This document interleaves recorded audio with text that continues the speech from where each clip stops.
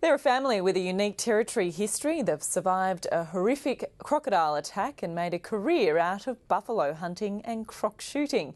Now the life of Peter and Lina Pangquee is being documented in a book about adventurous Australians.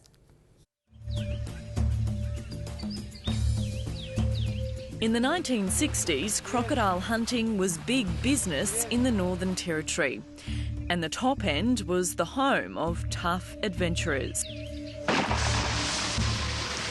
Well, I reckon it was good because those days I was young.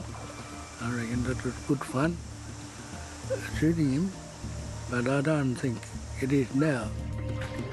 He was always away, either shooting croc and coming back smelling like a crocodile, or hunting buffaloes, coming home smelling like a buffalo.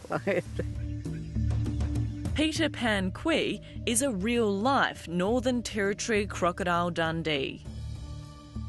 He was shooting buffalo at the age of 8 on foot. Now, if you think about it, an 8-year-old doing something like that with a wild animal that's very intent on skewering you, that's an incredible thing to do. He wasn't a careless person. He,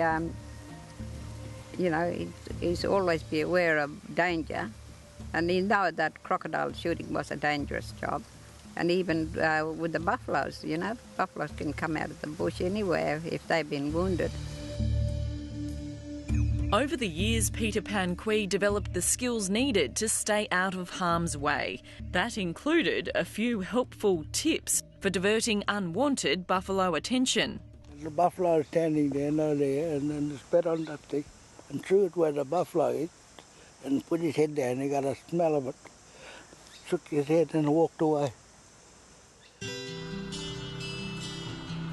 Peter Pangquee's skills and knowledge as a hunter made him a valuable resource to scientists. And it's here in the Kakadu wetlands where he made his mark.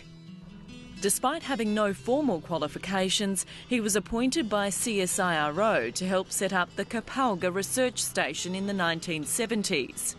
He knew a lot about not only buffalo but about birds and animals in the wet, dry tropics. And he'd only had 3 years of education, and he rose to become manager of Kapalga, which was on the South Alligator River.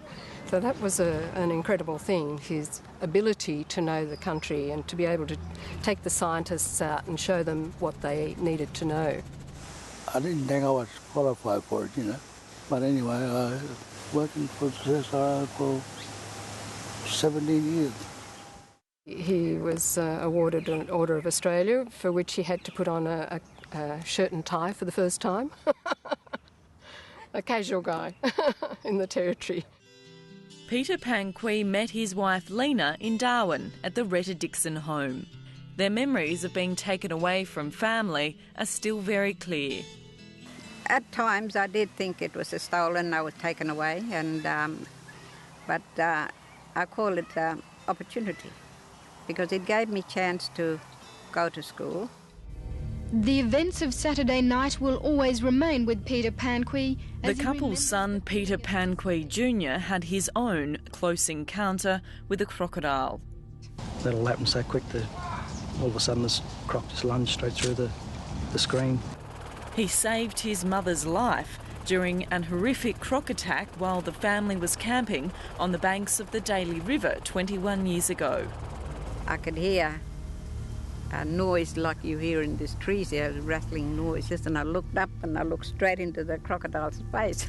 It was just as I said, then I said, "Look what's coming," I was saying out, and then Peter got up, then I fell across him and knocked him down, and the croc got me across here. Lina Pangquee underwent life-saving surgery after suffering broken ribs and having part of her liver removed. Lina and her son Peter Jr. Pangquee received Commonwealth Bravery Awards. The crocodile attack is an example of her extraordinary courage in saving her husband, and then her son saved her. Writer Marg Carroll has told the Pangquee story in her latest book about adventurous Australians aged over 60. She says a sense of modesty among the baby boomer generation makes many of these remarkable Australians reluctant to tell their stories. They come from an era where stoicism, humility, keeping your business to yourself, very private, is part of the makeup. So you have to have a strong basis of trust. Life is quieter now for the Pangquees on their property in Darwin's rural area. Peter Pangquee has paid the price of years of shooting, losing much of his hearing. His wife spends her days gardening. But their story of survival and triumph is certain to live on.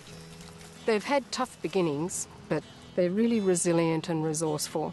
They're very brave, and they throw themselves into whatever they're doing with a passion.